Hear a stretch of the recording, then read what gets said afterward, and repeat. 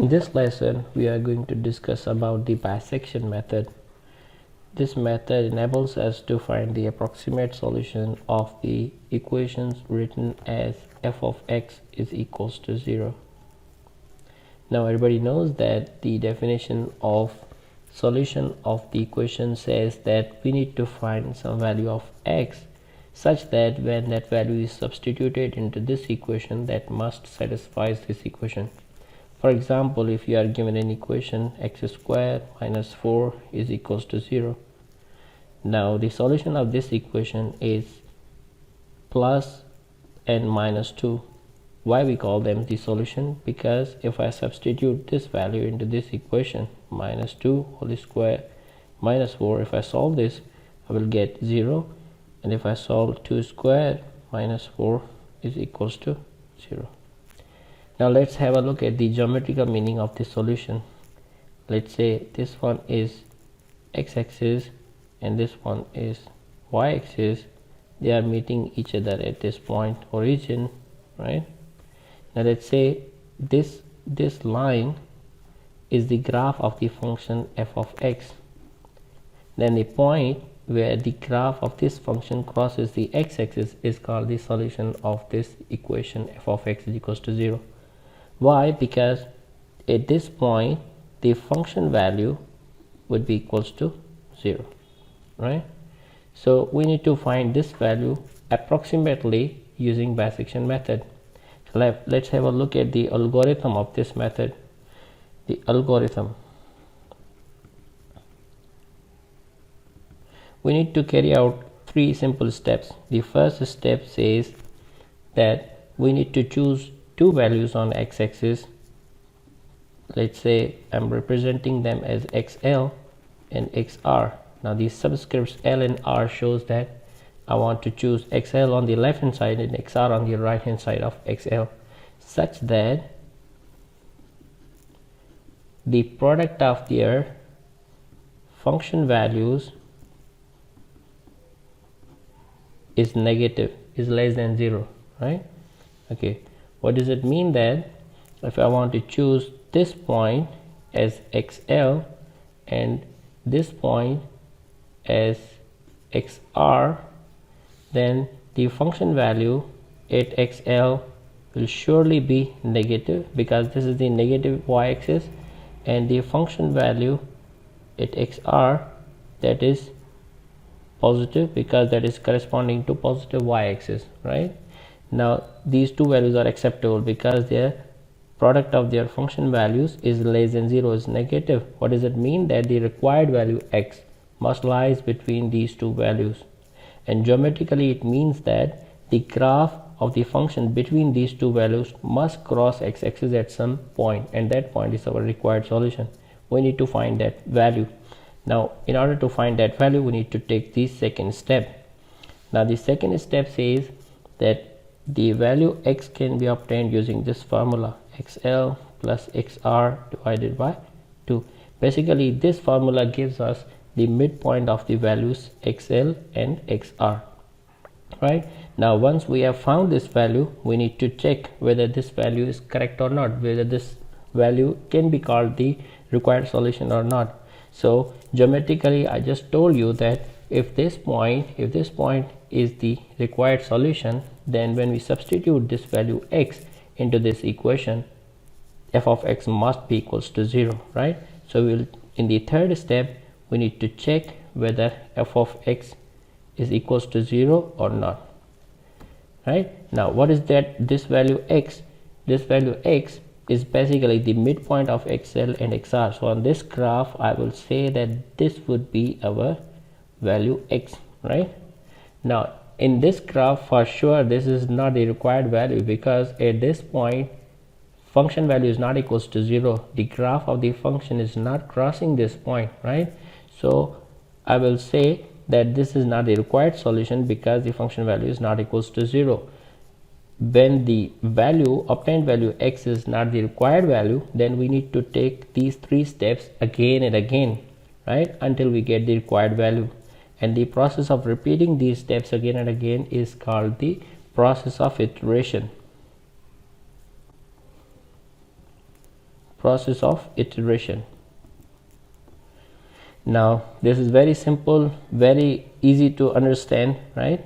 So in order to understand how this works, let's take an example to find the solution of the equation, right?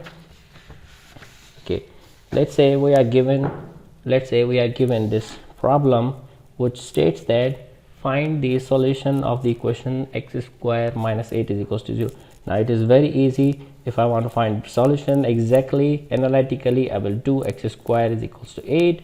In order to remove this x square on x, I will take square root on both sides, and I will get plus minus square root of 8, right? Now plus minus square root of 8, if I use calculator, I will see that my value is 2.82842 and so on. Now this is the real number with non-terminating and non-repeating decimal part, right? So okay, if I say, let's say if I choose the value 2.8, now if this is the exact value 2.82842 ... then 2.8 may be regarded as the approximate value of this exact value, right? So if I substitute this value into the function, which is x square minus 8, the function value is x square minus 8, right? Now if I substitute this value here, 2.8, that would be equals to 2.8 whole square minus 8. For sure that will not be equals to 0, but if I substitute 2.8284, maybe this value will give me the value equivalent to 4, not equals to 0. So I can say that 2.8284 is even better than 2.8. So this is the approximate, much better approximate value of the exact value 2.82842. So basically these approximate methods, the bisection method, helps us to find the best approximate solution of these equations. So how we'll do that? Just now we did the algorithm. What we will do, we will take the solution, right? So this is how I write my solution. The first approximation says that I need to choose two values, xl and xr, right, such that their function product value is less than 0. So let me choose f of 2 that is equals to 2 square minus 8. So that is 4 minus 8 is equals to 0. So that will be equals to minus 4, right? Okay, let's say f of 3, so that would be 3 square minus 8, so that would be 9 minus 8 becomes that is equals to plus 1, right? So now the function value at 2 is negative, the function value at 3 is positive, so we can write, since function value at 2 multiplied by function value at 3 is less than 0, hence we will write xl is equals to 2 and xr is equals to 3. Now once we have found these two values, we will carry out the second step. The second step is to find the value x, and that formula is xl plus xr divided by 2. So that is the 3 plus 2 divided by 2, and the required value is okay, let's write like this: 2 plus 3 divided by 2, so that will become 5 upon 2, and the last value is 2.5. Now this is the value which we have obtained using this second step. Now we will see whether this 2.5 is the better approximate value of this equation or not. So what we will do, we will carry out third step. So we will check whether f of 2.5 is equals to 0 or not, right? So when we calculate this, we will write 2.5 whole square minus 8, and when we find this square and subtract 8 from it, we will notice that we get 1.7 minus 1.75, right? Now this is not equals to 0 for sure. Now let's take the second approximation. Now second approximation, the first step says we need to choose two values xl and xr, two values of x. Now just now we chose 2 and 3 as x values, so let's write down as this one is 2, let's say this one is 3. So at this point 2, the function value was negative, right, and at 3 the function value was positive. And in the second step we found 2.5, right? So let's say this one, the midpoint is 2.5, and the function value at this point is negative, right? Now we have to decide whether the required value lies between 2 and 2.5 or 2.5 and 3. Now this is very simple. We need to check this condition. The condition says that the function value product must be less than 0, right? So the product of the function value at 2 and 2.5 is positive. So for sure the required value does not lie between 2 and 2.5. The product of the function value at 2.5 is negative and the function value at the point 3 is positive, so their product must be less than 0. So I will write, since the function value at 2.5 into function value at 3 is less than 0, hence I will choose xl is equals to 2.5 and xr is equals to 3. Alright. Now the second step, we need to find the required value x. So we'll write down the formula for that. Bisection method, xl and xr divided by 2. So if I write down, that would be 2.5, 3 divided by 2. Now if I calculate this, the final value would be 2.75. Now the third step says that we need to check whether this value is the required value or not, right? If this is the required value, then the function value at this point must be equals to 0, right? So we need to calculate the function value. Now function says that this is x squared minus 8, so we will write down 2.75 whole square minus 8, and when we calculate this, the final value would be minus 0.437 and 5, right? Okay, now this is clearly not equals to 0, but you have noticed that this value is better than this value, minus 1.75. minus 1.75 is far away from 0 than minus 0.4375.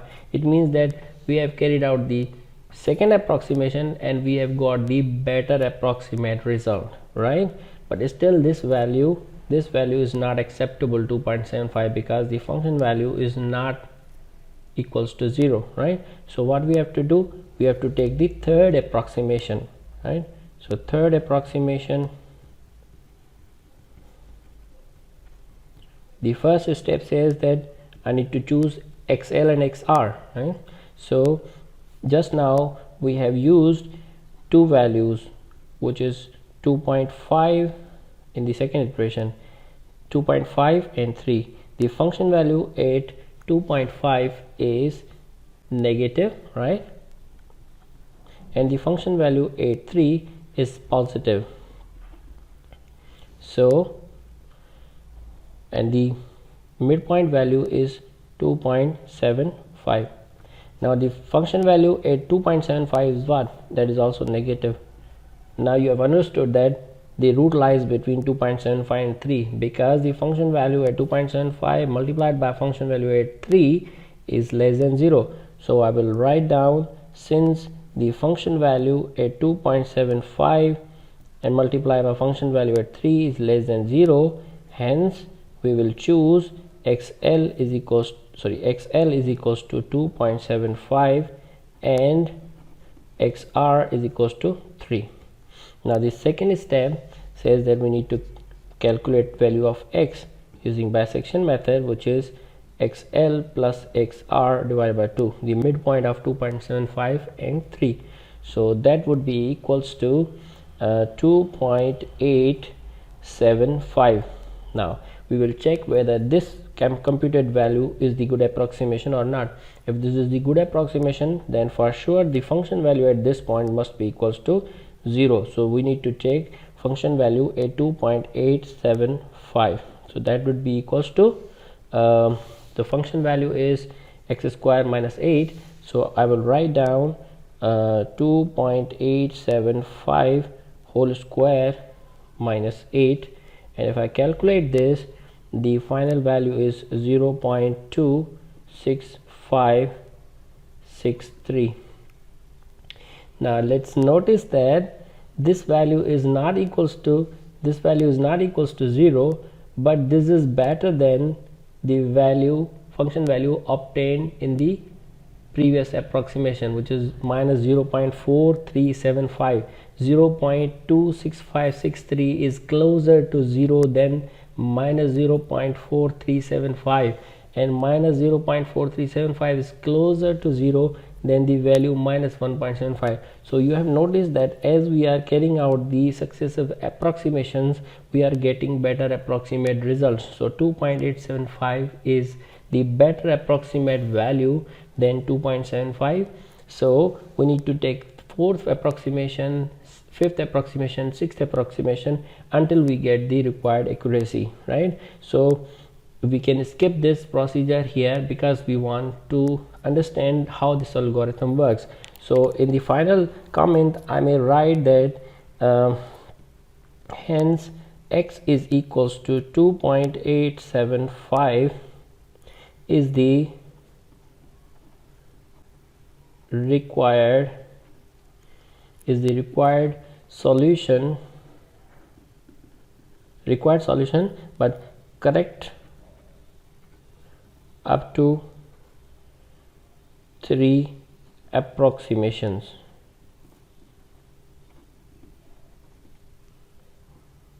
Right? So the first approximation, second approximation, third approximation, up to third approximation we are getting the good results. So this is how I may write my final conclusion. But if you want to get the good approximate result better than 2.875, you need to carry out these approximation again and again until you get the desired result. So this is how the algorithm of the bisection method works. Let's have a look at another example. We need to find the solution of x square minus 3 is equals to 0. Now here the function value is f of x is equals to x square minus 3. Now if I solve this equation, x square minus 3 is equals to 0, I will notice that the solution is plus minus square root of 3. Now if I use the calculator, the exact value of this square root of 3 is 1.73205. Right, so this is a decimal number with non-terminating and non-repeating part. Now we will use the bisection method to find its approximate solution. So we will take the first approximation.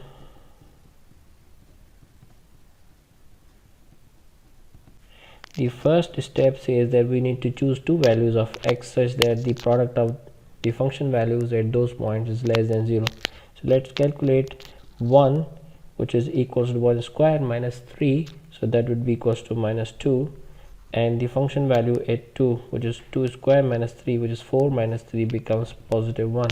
Now since the function value at 1 is negative, function value as 2 is positive, so I will write down, since the product of the function values at 1 and at 2 is less than 0, hence I will choose xl is equals to 1 and xr is equals to 2. Now in the next step I will calculate the value x using bisection formula, using xl plus xr divided by 2. So this basically gives you the midpoint of 1 and 2, which is 1.5. Now I will check whether this value is the required value or not. So we'll substitute this value into the function value. So I will write down 1.5, which is equals to 1.5 whole square minus 3. If I calculate this, the last value is minus 0.75. Now since minus 0.75 is not equals to 0, so I will deduce that 1.5 is not the good approximation, is not the solution of the equation x square minus 3. So what we have to do, we have to take this second approximation. So I will take the second approximation. Now the first step in the second approximation says we need to choose values of x and y, but in previous approximation we chose 1 and 2. Now at 1 the function value was negative and at 2 function value was positive, and the next value which we obtained in the second step of first approximation is 1.5, and the function value at 1.5 is negative. So from here it is clear that the required value lies between 1.5 and 2. So I will write down, since the function value at 1.5 multiplied by function value at 2 is less than 0, hence I will choose xl is equals to 1.5 and xr is equals to 2. And in the next step I will calculate the value of x using bisection formula, which is the midpoint of xl and xr. So the midpoint of 1.5 and 2 is 1.75. Now in the third step I will check whether 1.75 is the good solution, good approximate solution or not. So substitute the value into the function, which is f of 1.75.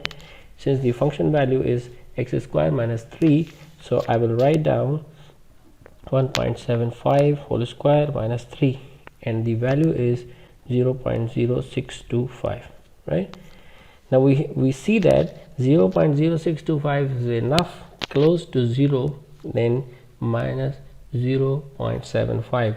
So 1.75 is the better approximation than 1.5, right? So in the second approximation we have come closer to our approximate solution, best approximate solution, which is 1.73205. Now the exact value is non-terminating and non-repeating decimal number, so 1.73205, and there will be some digits here, right?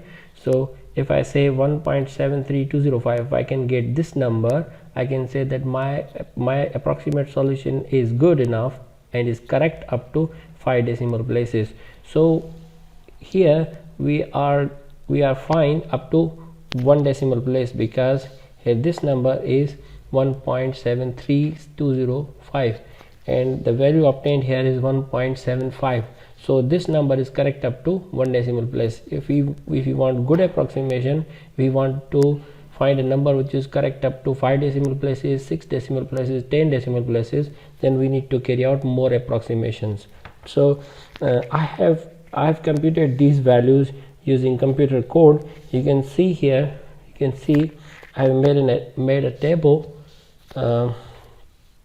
Okay, I hope this is very much clear now. Okay, so I have made a table now here. The first column says the approximation, the second column gives the values of xl, the third column gives the values of xr, the fourth column gives the values of the computed value in from the step number 2 in each approximation, and the last column gives you the corresponding function value at the computed value x. Now you can see that since the exact value here which we computed is 1.73205, and we obtained the first approximation 1.5, then 1.75, then 1.625, 1.6875, and so on, and you can see that at the 12th approximation the value we obtained is 1.732056, which is correct up to 5 decimal places, right? Correct up to 5 decimal places here. And the last column you may notice that in the last column you may notice that this value is these values in the last column, they are getting closer and closer to 0. So you can say that if you take more approximation, that will lead to the value 0. So this number 0.000017 may be regarded as approximately equals to 0.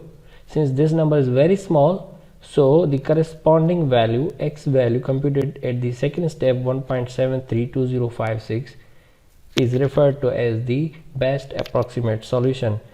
or in other words we can say if we substitute this value 1.732056 into the function, which is basically 1.732056 whole square minus 3, the value is not exactly equals to 0, but I will say approximately equals to 0, which is 0.000017.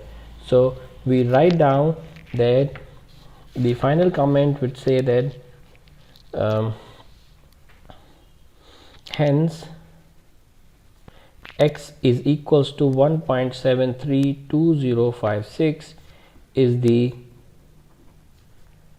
required solution correct up to 5 decimal places.